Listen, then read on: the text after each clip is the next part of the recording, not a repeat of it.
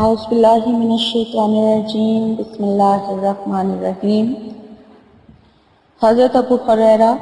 رضی اللہ تعالیٰ عنہ سے روایت ہے کہ رسول اللہ صلی اللہ علیہ وآلہ وسلم نے ارشاد فرمایا، بنی اسرائیل کے ایک آدمی نے اپنے دل میں کہا کہ میں آج رات چپکے سے صدقہ کروں گا۔ چنانچہ رات کو جب چپکے سے صدقے کا مال لے کر نکلا اور بے خبری میں ایک چور کے ہاتھ میں دے دیا۔ صبح لوگوں میں چرچا ہوا کہ رات کو چور کو صدقہ دیا گیا۔ صدقہ کرنے والے نے کہا، یا اللہ، چور کو صدقہ دینے میں بھی آپ کے لیے ہی تعریف ہے کہ اس سے بھی زیادہ برے آدمی کو دیا جاتا تو میں کیا کر سکتا تھا۔ پھر اس نے عزم کیا کہ آج رات بھی ضرور صدقہ کروں گا کہ پہلا سو ضائع ہو گیا۔ چنانچہ رات کو صدقے کا مال لے کر نکلا اور بے خبری میں صدقہ ایک بدکار عورت کو دے دیا۔ صبح چرچا ہوا کہ آج رات بدکار عورت کو صدقہ دیا گیا۔ اس نے کہا، اے اللہ، بدکار عورت کو صدقہ دینے میں بھی آپ ہی کے لیے تعریف ہے کہ میرا مال تو اس قابل بھی نہ تھا۔ پھر تیسری مرتبہ ارادہ کیا کہ آج رات ضرور صدقہ کروں گا۔ چنانچہ رات کو صدقہ کا مال لے کر نکلا اور اسے ایک مالدار کے ہاتھ میں دے دیا۔ صبح چرچا ہوا کہ رات مالدار کو صدقہ دیا گیا۔ صدقہ دینے والے نے کہا، یا اللہ، چور، بدکار عورت اور مالدار کو صدقہ دینے پر آپ ہی کے لیے تعریف ہے کہ میرا مال تو ایسے لوگوں کو دینے کے قابل بھی نہ تھا۔ خواب میں بتایا گیا کہ تیرا صدقہ قبول ہو گیا ہے۔ تیرا صدقہ چور پر اس لیے کرایا گیا کہ شاید وہ اپنی چوری کی عادت سے توبہ کر لے، اور بدکار عورت پر اس لیے کہ شاید وہ بدکاری سے توبہ کر لے۔ جب وہ دیکھے گی کہ بدکاری کے بغیر بھی اللہ تعالیٰ عطا فرماتے ہیں تو اس کو غیرت آئے گی، اور مالدار پر اس لیے تاکہ اسے عبرت حاصل ہو کہ اللہ تعالیٰ کے بندے کس طرح چھپ کر صدقہ کرتے ہیں۔ اس کی وجہ سے شاید وہ بھی اس مال میں سے جو اللہ تعالیٰ نے اسے عطا فرمایا ہے اللہ تعالیٰ کے راستے میں خرچ کرنے لگے۔ اس شخص کے اس اخلاص کی وجہ سے تینوں صدقے اللہ تعالیٰ نے قبول فرما لیے۔ السلام علیکم، کیا حال ہے ویورز آپ لوگوں کے؟ امید کرتی ہوں آپ لوگ ٹھیک ٹھاک ہوں گے، اور میری دعا ہے کہ اللہ تعالیٰ آپ کو اپنے حفظ و ایمان میں رکھے، خوش رکھے، آباد رکھے، اور آپ کی تمام جو جائز خواہشات ہیں، حاجات ہیں، اللہ تعالیٰ انہیں اپنی بارگاہ میں قبول فرمائے، اور آپ کی جتنی بھی پریشانیاں ہیں اللہ تعالیٰ ان کو آپ سے دور فرمائے، اور آپ کے تمام مسائل کو اللہ تعالیٰ حل کرے۔ بس مجھے بھی اپنی دعاؤں میں ضرور یاد رکھیں، آمین۔ شکریہ۔ میں آپ کی میزبان لیلا حاضر ہوں اپنے چینل میں، اور ویورز میں ریکویسٹ کرتی چلوں کہ جن لوگوں نے ابھی تک میرے چینل کو سبسکرائب نہیں کیا تو پلیز میرے چینل کو ضرور سبسکرائب کر لیں۔ ایسا کرنے سے انہیں میری ہر آنے والی نئی ویڈیو جو ہے اس کا نوٹیفیکیشن ملتا رہے گا، اور سبسکرائب آپشن کے ساتھ بیل کا بٹن ہے اسے پریس کرنا نہ بھولیں۔ بیل کا بٹن پریس کرنے سے نوٹیفیکیشن لازمی ملتا ہے۔ تو ویورز، اور میری حوصلہ افزائی کے لیے میری ویڈیوز کو لائک ضرور کیجیے اور کمنٹس بھی کیجیے، شکریہ۔ تو چلتے ہیں آج کے ٹاپک کی طرف۔ آج میں آپ کو سورۃ اخلاص یعنی قل هو اللہ احد کی کچھ فضائل اور فوائد بتانے جا رہی ہوں کہ آپ انہیں کس وقت میں کس طرح پڑھیں گے تو آپ کو کیا فائدہ حاصل ہوگا۔ میں انہیں آپ کو حضور پاک صلی اللہ علیہ وسلم کے ارشاد کے حوالے سے بتانے جا رہی ہوں کہ حضرت اس کا فائدہ نمبر 1 ہے، حضرت ابو ہریرہ رضی اللہ تعالی عنہ سے روایت ہے کہ حضور پاک صلی اللہ علیہ وآلہ وسلم نے فرمایا کہ جو فجر کی نماز کے بعد 12 مرتبہ قل هو اللہ احد پڑھے گا اس کا ثواب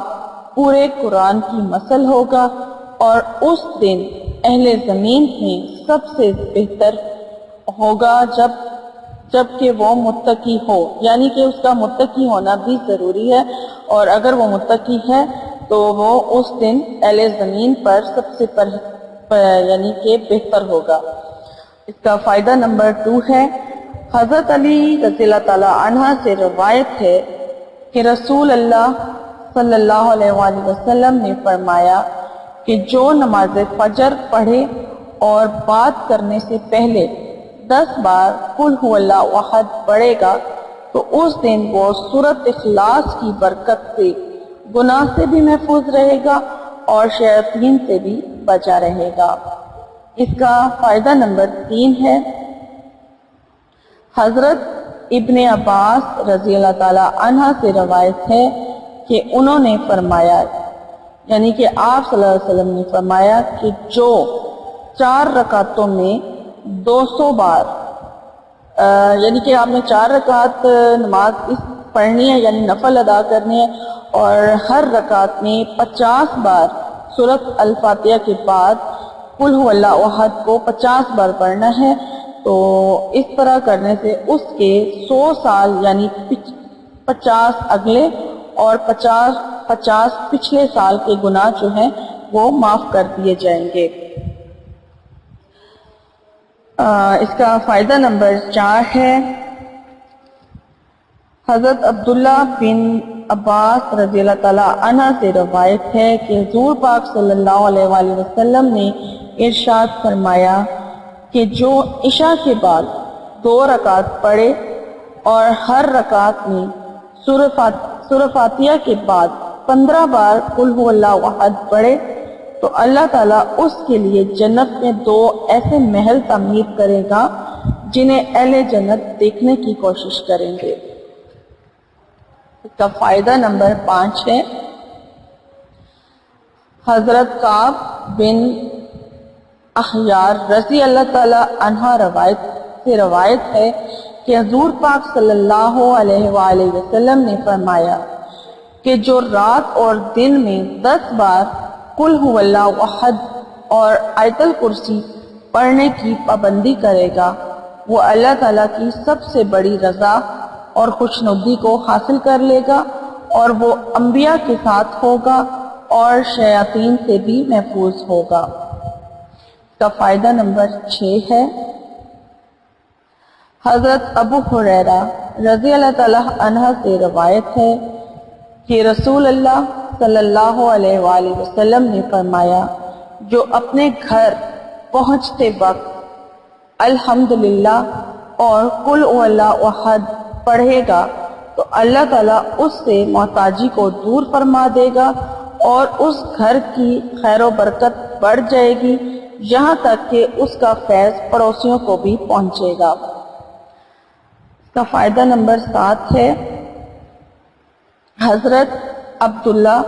بن عباس رضی اللہ تعالی عنہ سے روایت ہے کہ رسول پاک صلی اللہ علیہ وآلہ وسلم نے فرمایا جو شخص ہر نماز کے بعد 10 بار قل هو اللہ احد کو پڑھے گا، یعنی سورۃ اخلاص پوری پڑھنی ہے، اس کو پڑھے گا وہ اللہ تعالیٰ کی خوشنودی کو بھی حاصل کر لے گا اور اس کے اوپر اللہ تعالیٰ مغفرت کو لازم کر دے گا۔ فائدہ نمبر 8 ہے، حضرت انس رضی اللہ تعالی عنہ سے روایت ہے کہ رسول اللہ صلی اللہ علیہ وآلہ وسلم نے فرمایا جو رات بستر پر سونے کا ارادہ کرے اور اپنی داہنی کروٹ پر سوئے اور پھر قل هو اللہ احد کو یعنی سورۃ اخلاص کو 100 مرتبہ پڑھے اور تو قیامت کا دن ہوگا تو اسے رب تعالیٰ جو ہے وہ ارشاد فرمائے گا کہ میرے بندے اپنی داہنی کروٹ جنت میں داخل ہو جا، یعنی داہنی جانب سے جنت میں داخل ہو جا۔ جو رات کو سونے کے وقت داہنی کروٹ پر لیٹ کر 100 مرتبہ سورۃ اخلاص پڑھے گا۔ اس کا فائدہ نمبر 9 ہے۔ حضرت انس رضی اللہ تعالی عنہ سے روایت ہے کہ رسول پاک صلی اللہ علیہ وآلہ وسلم نے ارشاد فرمایا کہ جو رات یہ میں آپ کو فائدہ بتا چکی ہوں، فائدہ نمبر اس کا 9 ہے جی۔ حضرت عبداللہ بن شہید رضی اللہ تعالی عنہ سے روایت ہے کہ رسول اللہ صلی اللہ علیہ وآلہ وسلم نے فرمایا کہ جو اپنی موت کی بیماری میں، یعنی کہ اسے کوئی ایسی بیماری لاحق ہوئی ہوئی ہے کہ جیسے کینسر وغیرہ ہوتا ہے جس میں موت کا وقت قریب آیا ہوا ہے، تو وہ اس وقت میں اگر سورۃ اخلاص کو پڑھے گا تو وہ قبر کی آزمائش سے بھی محفوظ رہے گا اور پریشانی میں مبتلا نہیں ہوگا، یعنی جو قبر کی آزمائش اور پریشانی ہے وہ اس میں مبتلا نہیں ہوگا اور عذاب قبر سے بھی محفوظ رہے گا، اور قیامت کے دن فرشتے اپنے ہاتھ میں اسے اٹھائیں گے اور اسے پل صراط سے گزار دیں گے۔ اور جو اس کا فائدہ نمبر 10 ہے وہ ہے جی، حضرت انس رضی اللہ تعالی عنہ سے روایت ہے کہ رسول پاک صلی اللہ علیہ وآلہ وسلم نے ارشاد فرمایا جو روزانہ 200 مرتبہ سورۃ اخلاص کو پڑھے گا اس کے لیے اللہ تعالیٰ 1500 نیکیاں لکھے گا اور اس کے 50 سال کے گناہ جو ہے وہ بخش دے گا، اور بشرطیہ اس پر قرض نہ ہو، اگر قرض ہوگا تو وہ معاف نہیں ہوگا۔ یہ تھے جی سورۃ اخلاص کے میں نے آج آپ کو حدیث کے ساتھ، یعنی کہ حضور پاک صلی اللہ علیہ وسلم کے فرمان کے مطابق جو ہے آپ کو سورۃ اخلاص کے فوائد بتائے ہیں، اور یہ بہت انمول وظیفہ ہے، بہت خیر و برکت ہے اس میں۔ جو بھی سورۃ اخلاص میں ان طریقوں سے پڑھے گا تو وہ یقیناً دنیا اور آخرت میں اللہ تعالیٰ کی رضا اور خوشنودی کو حاصل کر لے گا۔ اور میری اگر آج کی ویڈیو آپ کو اچھی لگی ہے تو لائک ضرور کیجئے اور دوسروں کے ساتھ بھی شیئر کیجئے، کیونکہ اچھی بات کا پھیلانا بھی صدقہ جاریہ ہے، اور اگر آپ اسے دوسروں کے ساتھ شیئر کریں گے تو آپ کو بھی ثواب ملے گا اور مجھے بھی ثواب ملے گا۔ تو میری حوصلہ افزائی کے لیے کمنٹس اور ویڈیو کو لائک ضرور کیجئے، اور مجھے لیلا کو اب اجازت دیجئے۔ میری انشاءاللہ تعالیٰ میری نئی ویڈیو میں آپ سے ضرور ملاقات ہوگی، تب تک کے لیے اپنا بہت سارا خیال رکھیے گا۔ فی امان اللہ۔